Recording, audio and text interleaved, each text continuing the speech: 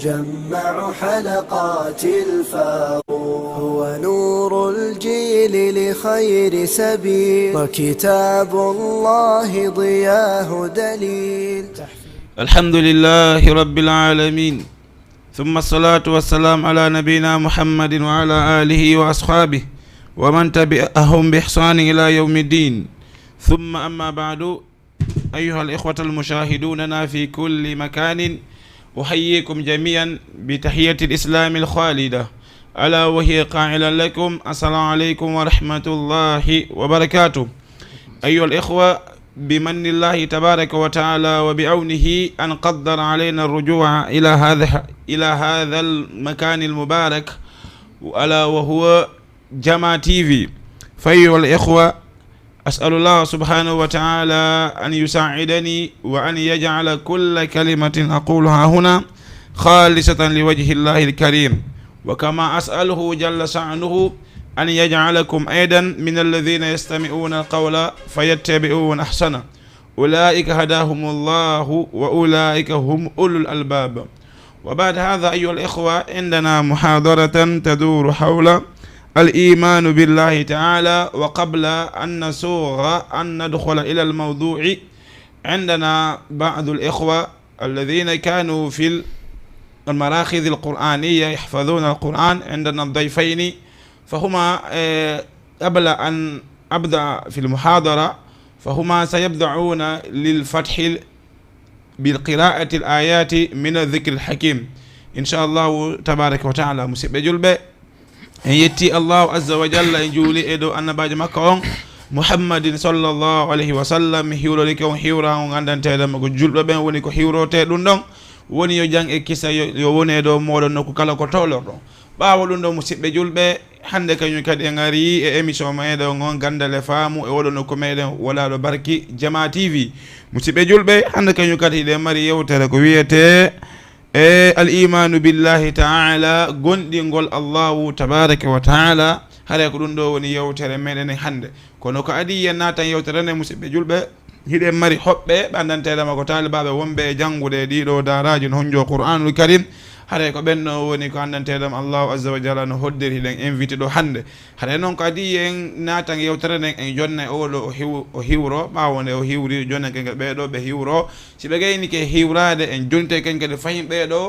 ɓe janganen Qur'anul Karim. ɓawonde ɓeɗo jangi Qur'anul Karim, musidɓe julɓe jonne ɓeɗo kadi ɓe janganen Qur'anul Karim. si ɓe gaynino musidɓe julɓe natanen e yewtere nde woni honɗum الركن الأول الإيمان بالله تعالى. تقال الأرنانغال بني آدم أندوا أندودم وني غوندينغول الله تبارك وتعالى. حالي دين جوند بيدو تشرنو بحيورو. أيوة نعم. السلام عليكم ورحمة الله. ميدوي إسماعيل سو ميدوي مركز خالد بن وليد رونكم جانغاتا.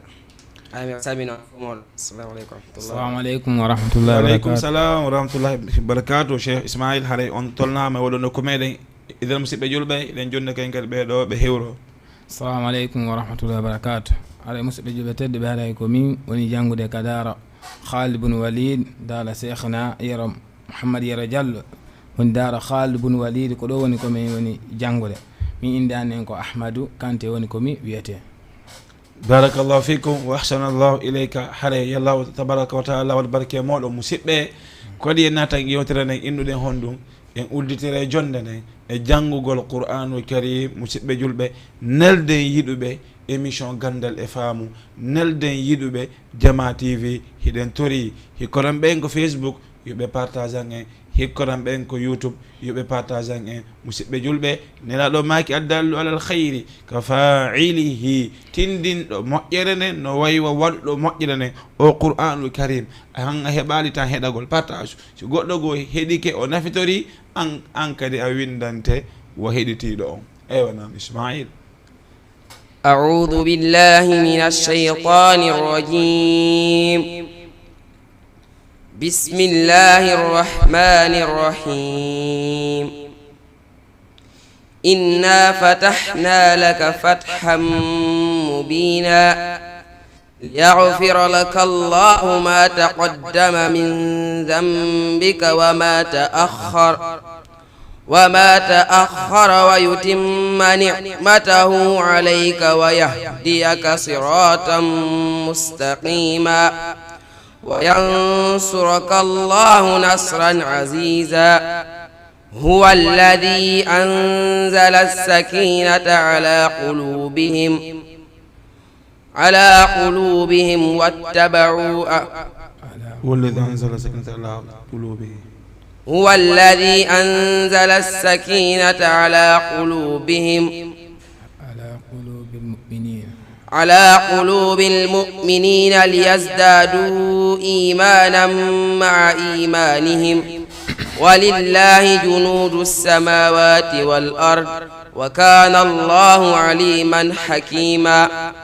ليدخل المؤمنين والمؤمنات جنات تجري من تحتها الأنهار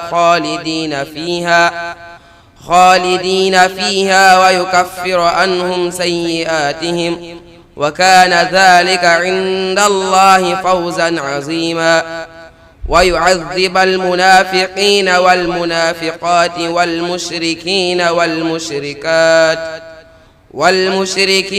والمشركات الظانين بالله ظن السوء عليهم دائرة السوء وغضب الله عليهم ولعنهم وأعد لهم جهنم وساءت مصيرا ولله جنود السماوات والأرض وكان الله عزيزا حكيما إنا أرسلناك شاهدا ومبشرا ونذيرا لتؤمنوا بالله ورسوله وتعزروه وتوقروه وتسبحوه بكرة وأصيلا صدق الله العظيم. نعم ما شاء الله. الله تبارك وتعالى تمبندان دين يالله بيدو غاندانغال ودا بركي كو وندو جانغو ko musibbe julbe en hewntiwnde Ceerno Ahmad Kañum kadi be jangane Qur'anul Karim. أعوذ بالله من الشيطان الرجيم بسم الله الرحمن الرحيم الرحمن علم القرآن خلق الإنسان علمه البيان الشمس والقمر بحسبان والنجم والشجر يسجدان والسماء رفعها ووضع الميزان ألا تطغوا في الميزان وأقيموا الوزن بالقسط ولا تخسروا الميزان والأرض وضعها للأنام فيها فاكهة والنخل ذات الأكمام والحب ذو العصف والريحان فبأي آلاء ربكما تكذبان خلق الإنسان من صلصال كالفخار وخلق الجان من مارج من نار فبأي آلاء ربكما تكذبان رب المشرقين ورب المغربين فبأي آلاء ربكما تكذبان يخرج مرج البحرين يلتقيان بينهما برزخ لا يبغيان فبأي آلاء ربكما تكذبان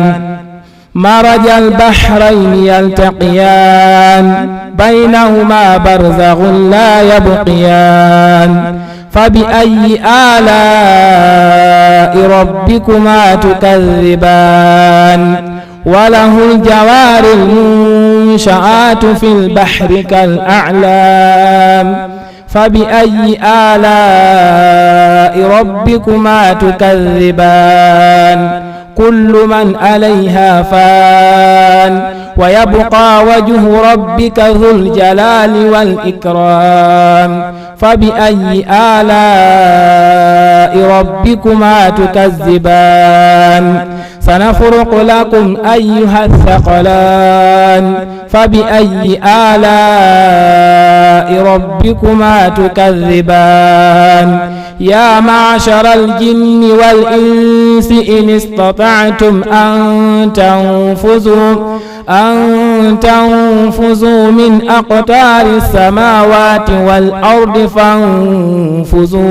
فانفذوا لا تنفذون إلا بسلطان فبأي آلاء ربكما تكذبان يرسل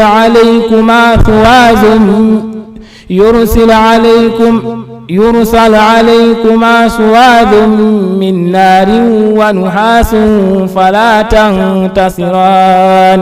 فبأي آلاء ربكما تكذبان فإذا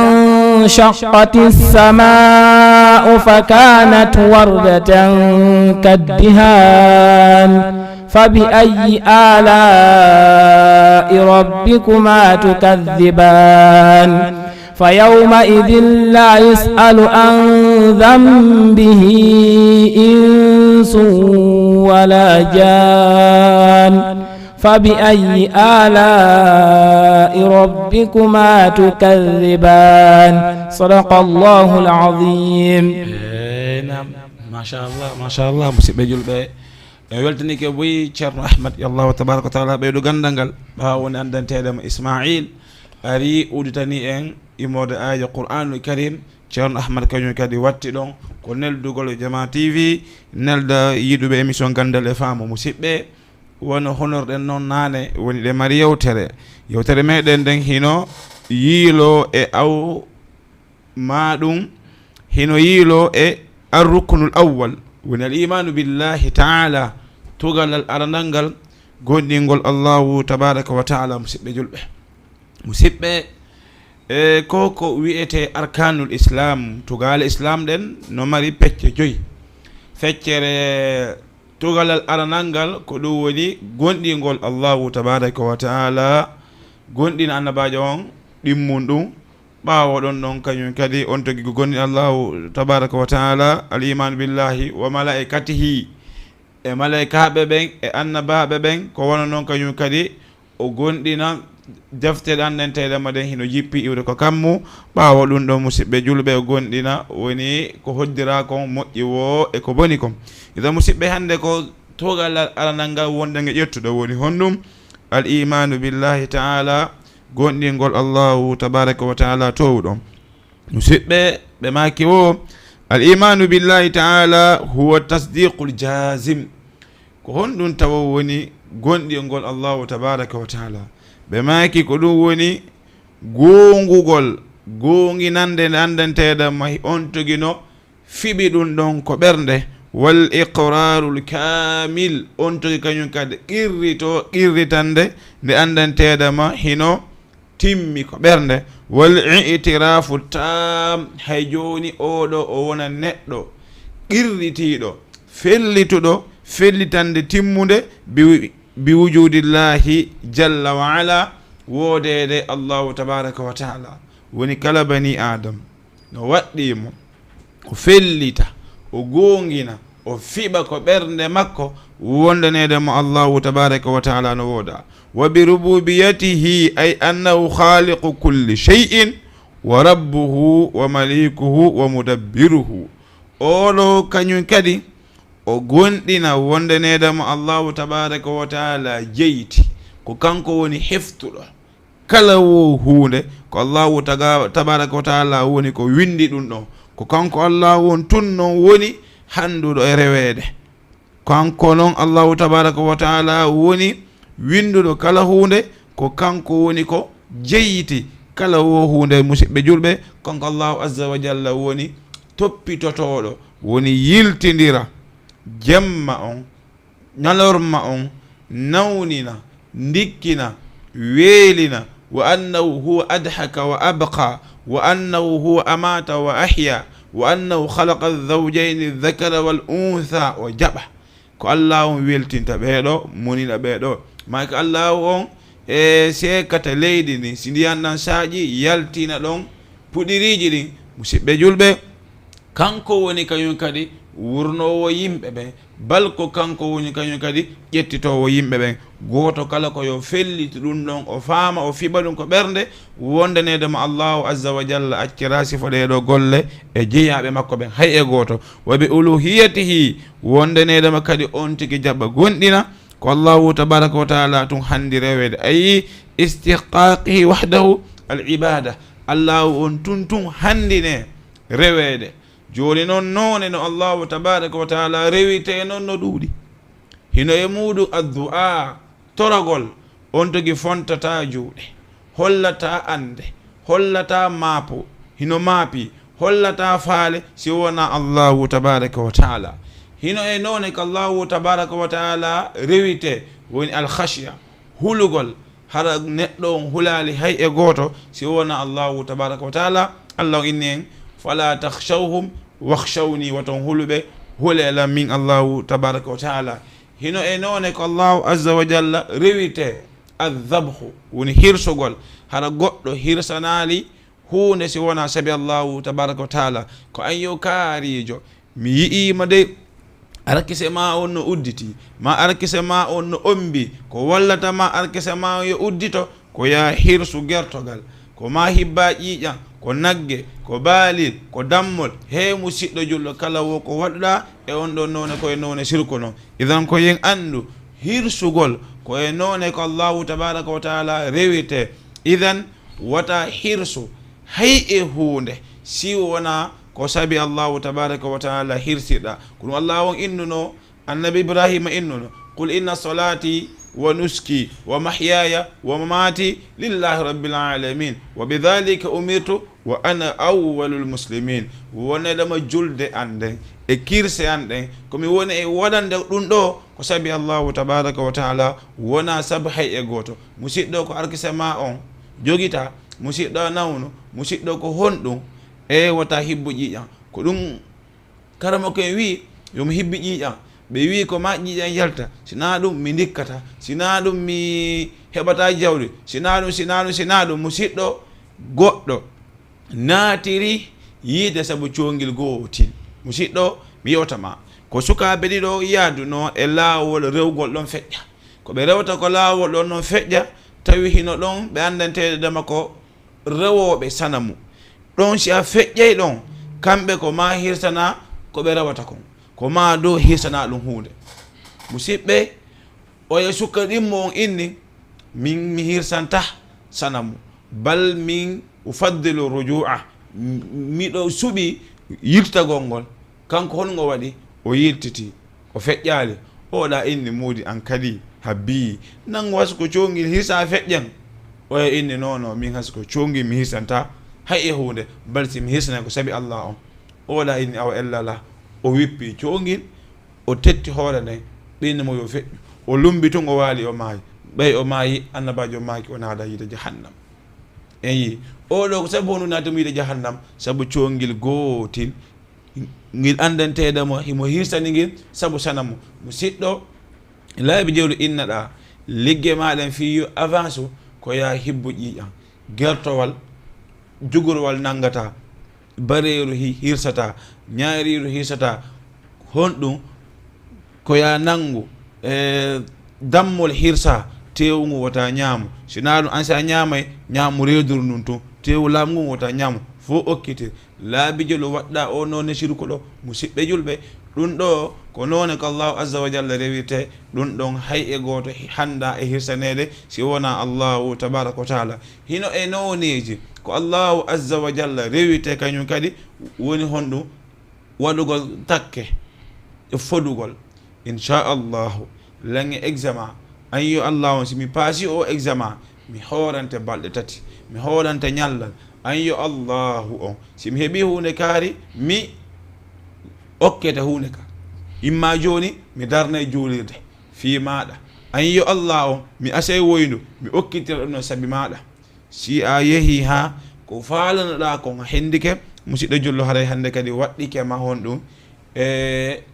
hunnugol ko foduɗa kon. Idan Allah won ko ɓe manti yufuna bin nadhiri wa yakhafuna yawman kana sharruhu mustatira. ɓe hula hiɓe hunna kay takke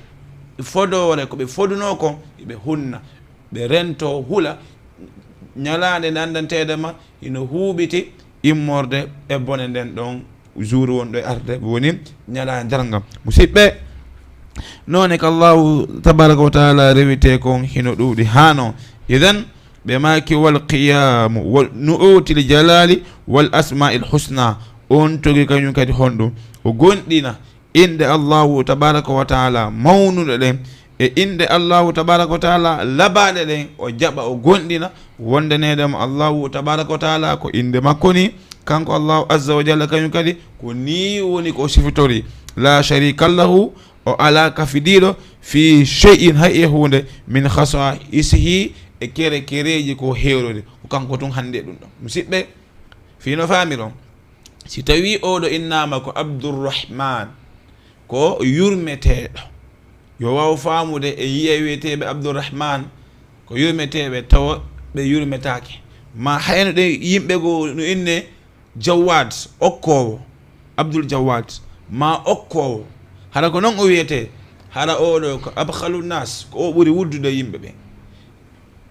idan Allahu tabaraka wa taala kanko si o innitirike inde o sifitorike sifa haray kanko himo e ɗum ɗon. si o inni kanko khaliqun ko o tagowo haray andu ko tagowo. so innitirama almudabbiru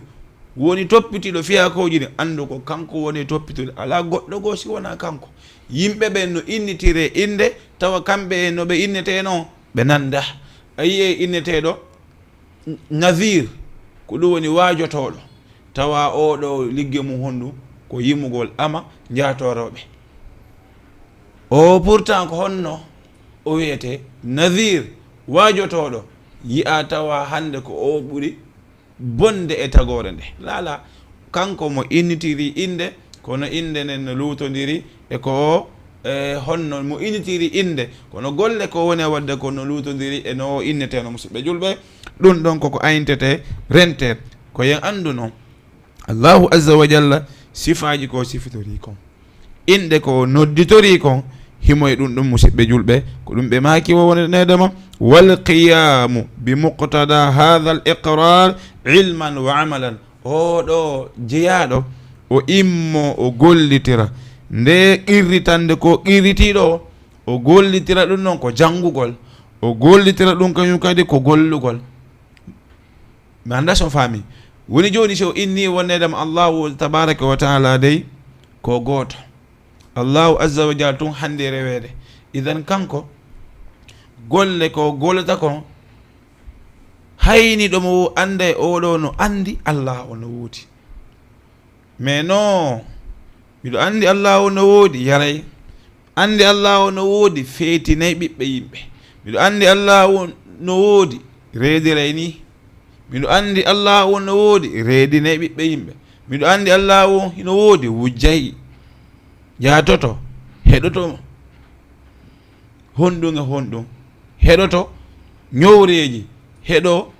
e gimi heɗo kala wo kantedam Allah azza wa jalla hino yeddire oɗo ko yo wawa famude himo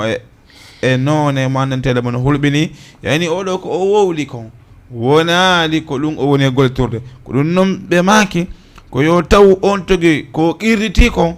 ko gandal wo e ko gollal wo haɗana yen innu no dina ko ɓernde ha dina ko ɓernde kala none ko Allah on harmini hiɗa ɗon dina ko ɓernde kala ko Allah on wi'i wota memeɗa memude dina ko ɓernde kala ko Allah on inni are gollon ala an noon ɗa joni innugo dina ko ɓernde jooɗo ɗon saga nde andunoɗa awa si a yalti a golli haɗi inna kay an o innowo dina ko ɓernde a wujjayi dina ko ɓernde a yaray awa haɗi inna arkis an on kadi no winda walla ko suuduma ronka golloyde arkis an on no winda komi ñamata kon komi ñamata ronka nokkude jungo ma o no arkis an o no winda sonnajo mo andanteɗoma ko on mi hani resude windanoma joɗɗago suudu ma a ƴamoyta a ɗaɓɓoyta arakise a hokkata jungo ma ngo fiya ñaamu ɗawawi ɗum a waɗata awa andi ɗum hino winda kona immanto awa diina koko ɓernde ko ton woni ko iwata yalta kono noon koko woni ko nder ɓernde kon ko ɗo woni ko yaltata yaasi woni sagani andanteɗam hande a falama resude an tun joɗoto micto ko nder ɓernde inde he dara mi tampi mi duwama no jombole joni si ari ha mijitike ɗum andi feeno ɗon hino ko nder ɓernde ma awa diinano ko nder ɓernde ɗon tun si a fanki ɗon tun alana masas awa honno ko ya immo baben yo nene yo miɗo faala ɓiɗɗo kaarijo hikka nena yeeso mi jombam ɗon a ari a wowli ko woni kon ko nder ɓernde hawrodiri e kuuɗe maɗen hari a alano mbuuɗi hiɗa mottidirde mbuuɗi hari a immanike kala hunde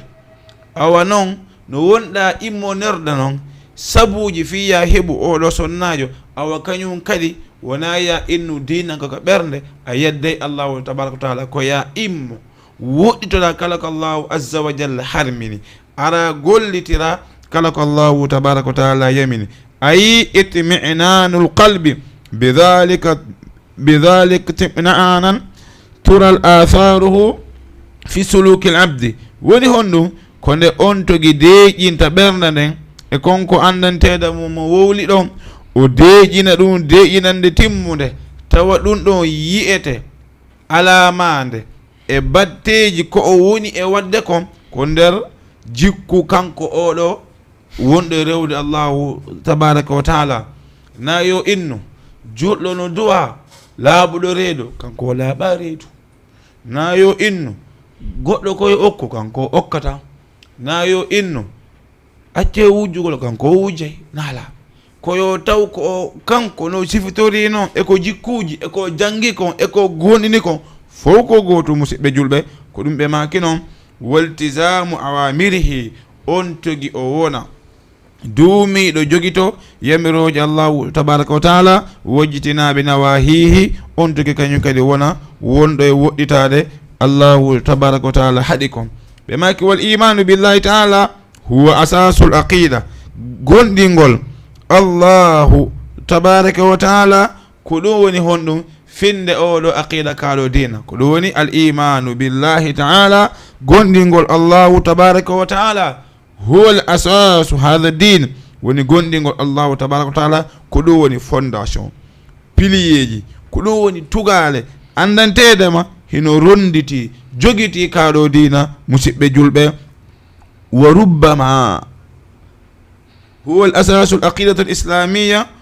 wa lubbuha ɓe maaki kañum kay ko ɗum ɗo woni nendiki kañum woni tugale kaɗo dina kono noon kañum kadi ko kañum woni nendi ko jogiti kaɗo dina fa huwa rukunu rakin kañum woni tugalal tabbitugal ngal andanteɗe mo iwata wal aslul usul ko kañum woni bindeje hedditiɗen fof woni gondigo allahu tabaraka wa taala wa huwa rukunul arkanil aqidati mudafatun ilayhi ko ɗum ɗo woni tugalal immorde tugale ko jeyaɗon duwa fiɓude ko ɓernde mum on tugi kañum kadi o bako e dow nenɗon hunde o yidto e muɗum ɓe makino honɗum wa taibatu lahu fal imanu billahi taala gonɗingol kañum kadi ɗum ɗo hino jokkiti kala ko allahu azza wa jalla yiɗi ɓe maki fal imanu billahi taala yatadammanu l iman bi wahdaniyatihi wa istihqaqihi lil ibada gonɗingol allahu tabaraka wa taala hino moɓodiri gonɗingol allah on hino moɓodiri honɗum wonnedem allahu tabaraka wa taala ko goto ko kanko tun hani hande e sujjanede ko kanko tun handi e rewede ko kanko tun handi e tañƴinede ko kanko tun handi e fattenede ko kanko tun handi e ɗaɓɓirede on togi wuuri o maayi o kanko tun musidɓe mi yewto on qissa arɗo e suka gooto tawi yimɓe leydi ndi ɓe rewude ɗon goɗɗo no maayi surra ɗon e kabru joni noon kala arɗo koye fontuɗon juuɗe okkorela hiɓe fontude juuɗe toro fure on o faala rewde laawol o waajoɓe harɓe faamay oɗon ko noon anndude ko laawol hongol o rewata o waajoɓe fiyoɓe faama siɓɓe konnugo waɗi o acci haa ɓe wedditi seeɗa o yehi o bonni baafal ɗabru ngun o rondi dow ga o dogi fo haynimo ɓeni nangemo o wujjingal ɓe hewtimo inimo ceemayt ene anga feeti ko baafal ɗabru waliyajo hanko ɗum wujjuɗa o ini he mi wujjaɗe kelina kanko okkilal ngal ɓeni an noon an anɗa feeti o ma noon tele wono waali maayi wawana hoore mum e fus on okkiltama o inni merci on jarama bus onon tout on wi o wawana hoore mum e fus wawata okku delan ngal baafal onon ɗo fof noon iɗon arde ɗo inno yo okkoron aljanna yo okkoron arakise yo hayfinan o nawnuɓe o inni onon ɗo mari hakkil ɓeni wallahi haali gonga ma ɓeni hande kañum kadi honɗum liɓe ko darnano kon ɗabburu ngun accitireni musidɓe julɓe nam en yi ka iden wattenen yila musidɓe julɓe wawen famude anden allahu azza wa jalla ko kanko tun woni handude rewede bala ko kanko tun kañum kadi handi e wajjindinede wono innire no qul wallahu ahad allahu samad wa bi asma'ihi wa sifatihi li anna wondanede makko yen jaɓu gonɗinen allahu tabaraka wa taala e sifaji ɗin anden allahu azza wa jalla hino wooda wa rububiyatihi taala akbarul haqaiqi ala al itlaqi wondanedema kadi ko yen jaɓu anden kanko woni heftuɗo kala hunde ko wona noon kañum kadi e dow werditangol kanko allahu tabaraka wa taala ɗen andi ko ɗum ɗo sahabaɓe ɓen famuno kamɓe ɓe andi wondanedema ko allahu azza wa jalla woni ko jeeyi kala hunde bal ko allahu azza wa jalla kanko woni ko heelori kala hunde bal ko kanko allahu azza wa jalla woni ko hefti kala hunde ɓay noon ɓe faami ɗum ɓe ƴetti fii maɓɓe on fof ɓe jonni allahu tabaraka wa taala woni honɗum arkise on ɓe jonni allah on juutugol ɓe balɗe ɗen ɓe jonni allah on ɓe mooɓidiri rewgol allahu tabaraka wa taala e gollorgol ɗaɓɓore aduna ha allahu on ƴettitiɓe e muɗum ko ɗum se ndaari kamɓe no ɓe gonɗiniri noon sina ɗum tawa se ndaari oɗo wiyeteɗo abdoullahi ibne abbas kanko o maki o ari e jour ñalande goo taylan e ɓaawo annabajo on sallllahu alayhi wa sallam kuntu halfa nabi fa qala ya gulam inni uallimuka kalimatin nayaɗo maki kan yo pay ko min miɗo jannama konnguli o tuɗinowru namnenaɗo ɓe makanimo ihfadillah yahfaduka reenu allahu harmini allahu renama reenu allahu renama ibnu seymin maki wo ko honno goɗɗo reeninta allah on wo ko yo reenu e ko allah on harminima kon si o woɗɗitike kala ko allah on harmini allahu azza wa jalla kañum kadi walli totomo renanamo kala wo ko faala haray allahu azza wa jalla addanemo yombinanmo fi yo waw heɓugol nden ɗon hunde tawde kanko reeni ko allahu azza wa jalla haɗima kon ɓe makanimo ida sa'alta fas'alillah si ari ha a ɗaɓɓay ballo a toroto fontu juuɗe toroɗa allahu tabaraka wa taala wa ida sta'anta fasta'in billahi si a wallinore wallinor e allahu tabaraka wa taala wota wallinor hay e goto ɓe maki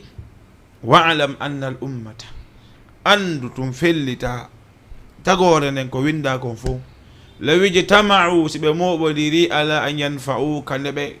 nafirtama okkorama hunde nde allah o windanama lan yanfa'uka ɓe nafirtama illa bi shay'in qad katabahu llahu laka si wona enen hunde nde allahu azza wa jalla windanma wala yujtama'u ala an yadurruka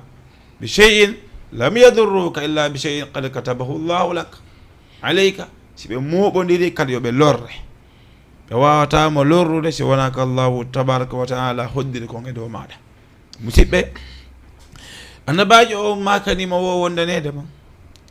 si foppu mottodiri yo okkore hunde ko Allah windanama ɓe wawatama jonnude si fof mottodiri yoɓe haɗe ko Allah on jonnuma windama ɓe wawatama ronkude hendagol ko añanta musidɗo ma ko Allah on okkorimo ko yiɗanta musidɗo ma ko Allah on okkoramo ɗum nafatamo lorratamo idan noon ko an woni lorrade woni ko konnotoɗa musidɗo ma ko Allah on ɓurnimo ko Allah on okkorimo ko ɗum wonɗa e konnade ko ɗum wonɗa mo añande a ɓay o avancé ko ɗum haɗi ɓernde ma nde deeƴa wallahi o ñande o avancé an ñande o ñande a yahay ley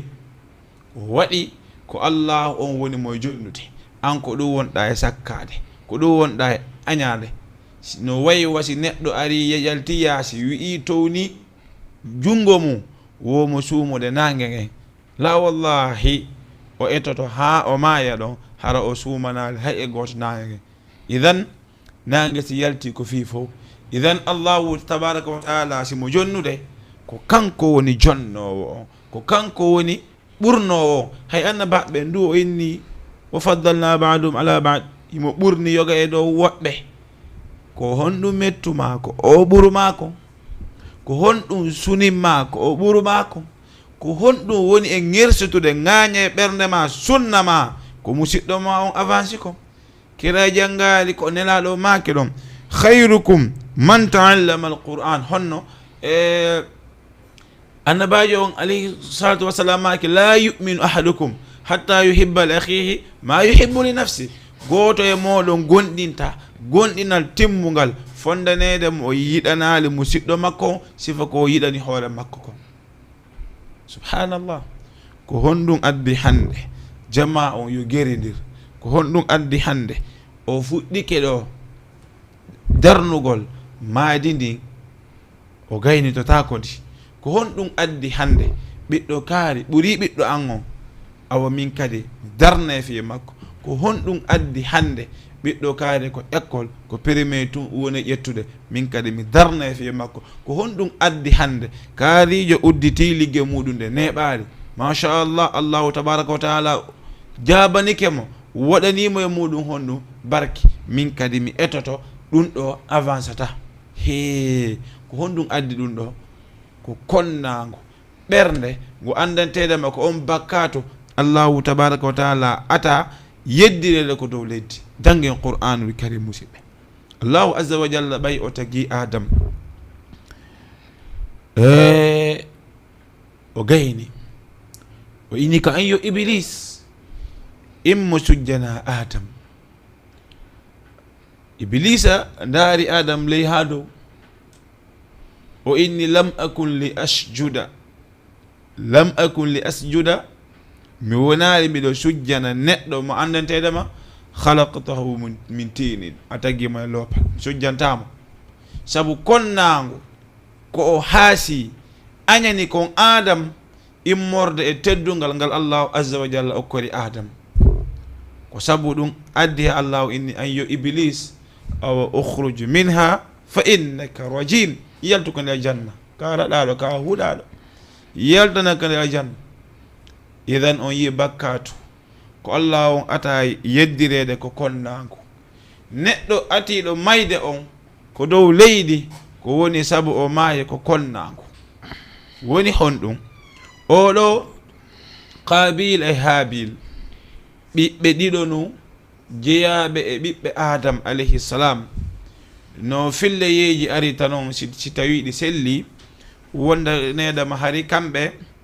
e yumma men hawwa siɓe jibinde koyoɓe heɓi ɗu deydi ɗiɗi gorko e jiwo joni noon ɓeɗo heɓidaɓe reedu woturu wona kamɓe ɗiɗo residirta ɓe heɓidaɓe ɗa ɗiɗo e reedu woturu kadi hikku ɗon wona kamɓe ɗiɗo residirta ko reedu aranuru ndun on gorko ɗon e o debbo reedu ɗimmuɗum wo kamɓe ɗon residata kono woɓɓe no inni oɗo qissa o sella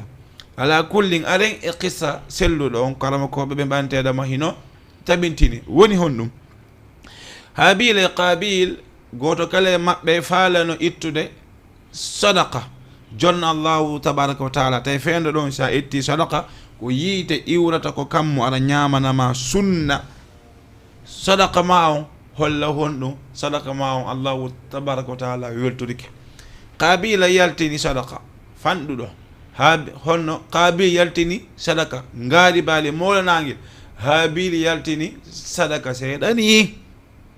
yiite nge iwi ko kammo aɗa ñaami sunni ngaari ndi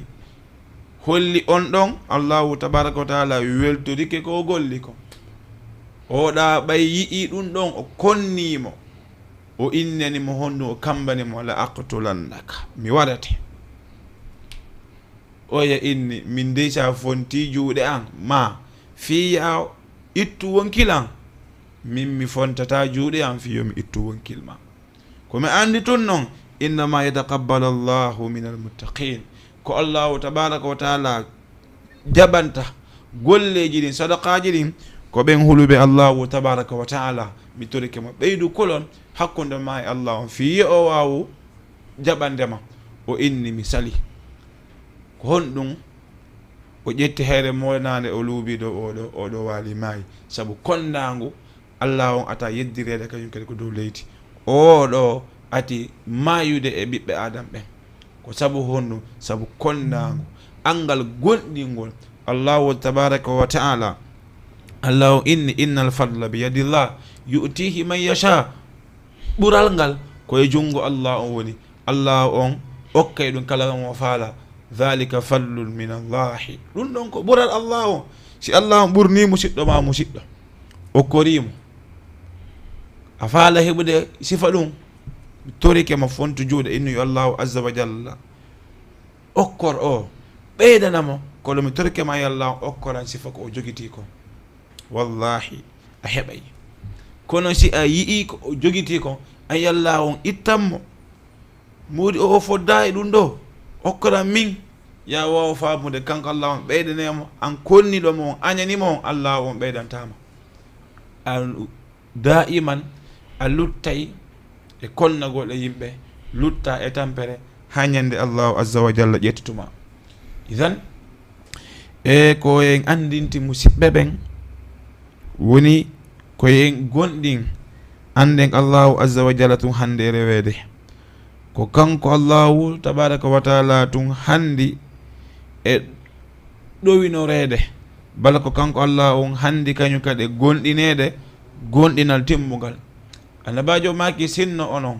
on gonɗinino allah on hoolorɗon mo hattide no hoolorte noon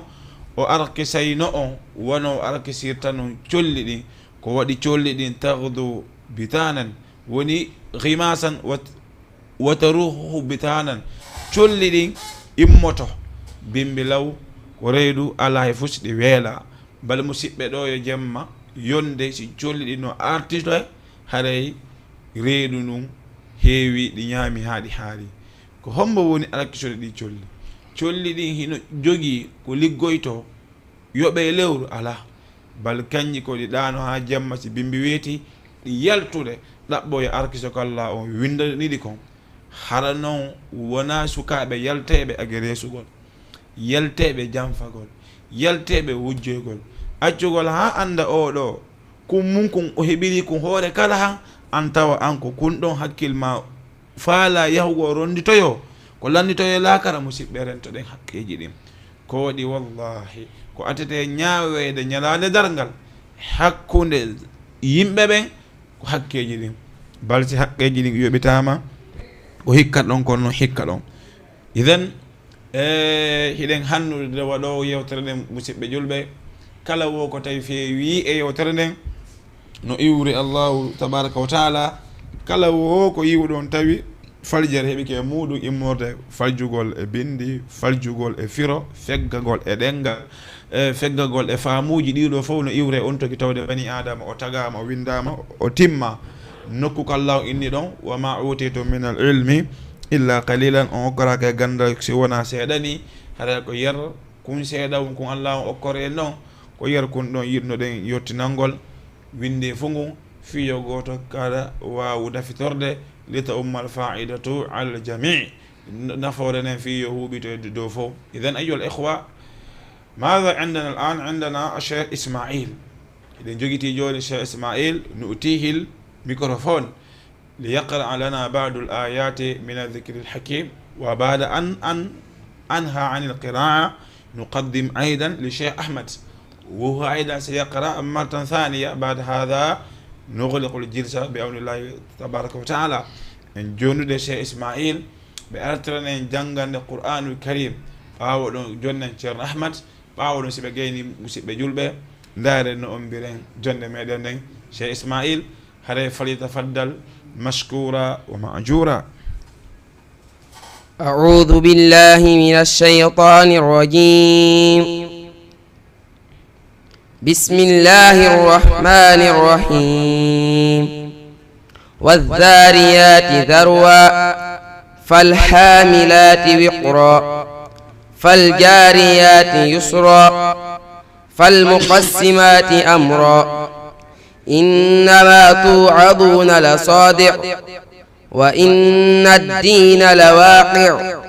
والسماء ذات الحبك إنكم لفي قول مختلف يؤفك عنه من أفك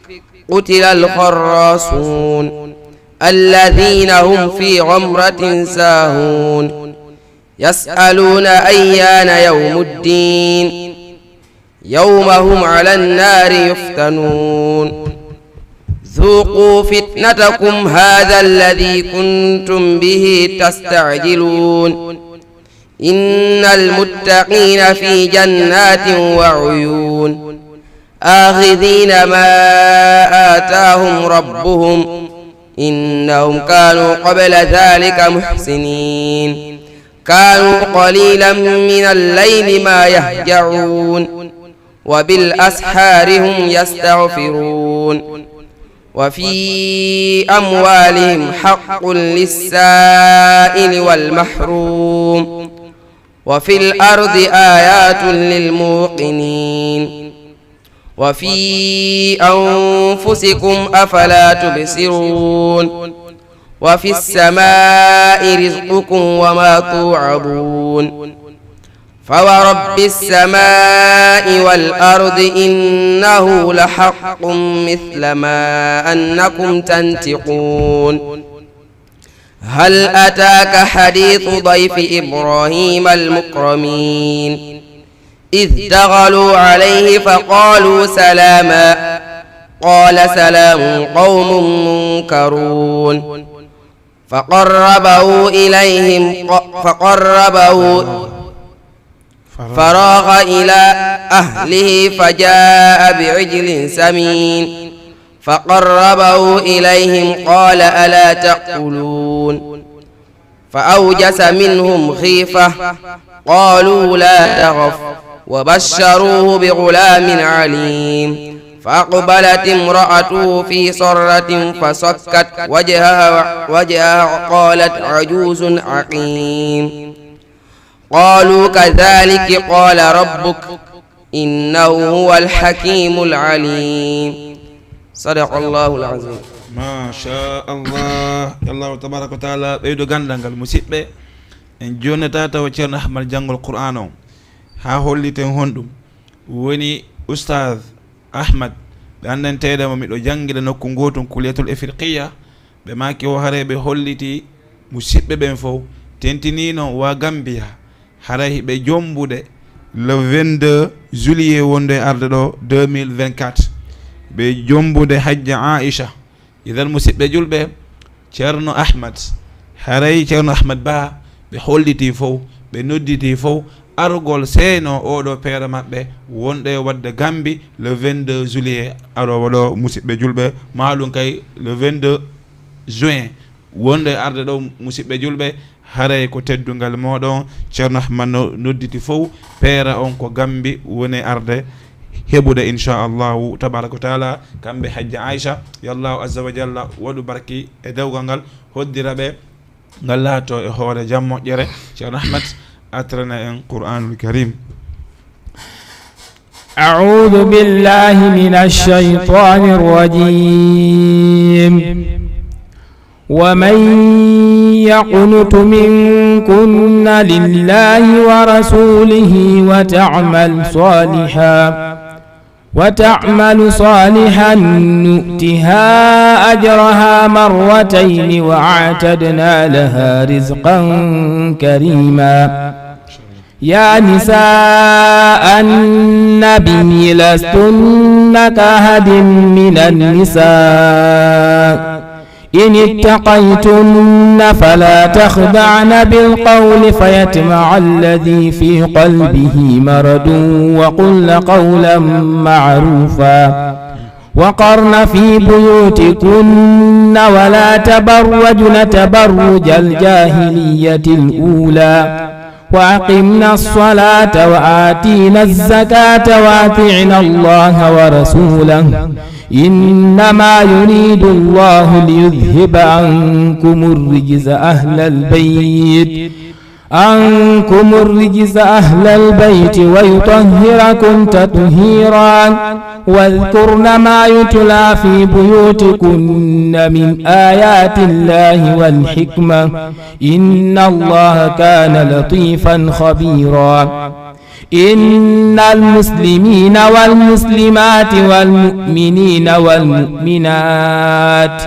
والمؤمنين والمؤمنات والقانتين والقانتات والصادقين والصادقات والصابرين والصابرات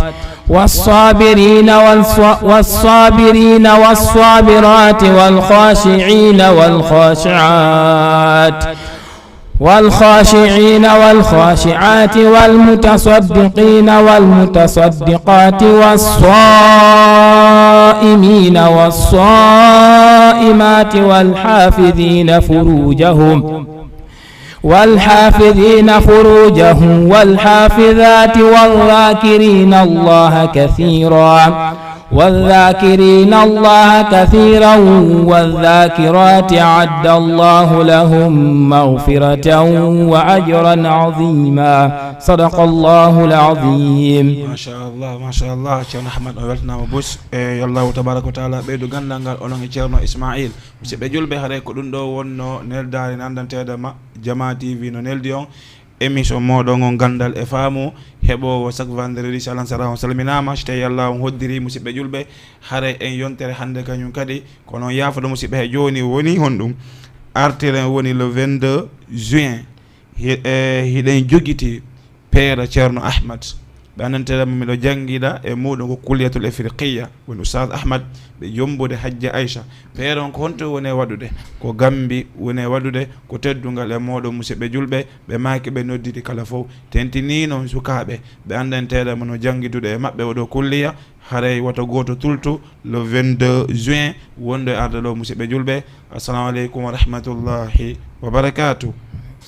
اسم بين الأسماء مرموق يعطاه صدى ينمو ويفوق مع القرآن ترى العنوان مجمع حلقات الفاروق. اسم بين الأسماء مرموق يعطاه صدى ينمو ويفوق مع القرآن ترى العنوان مجمع حلقات الفاروق.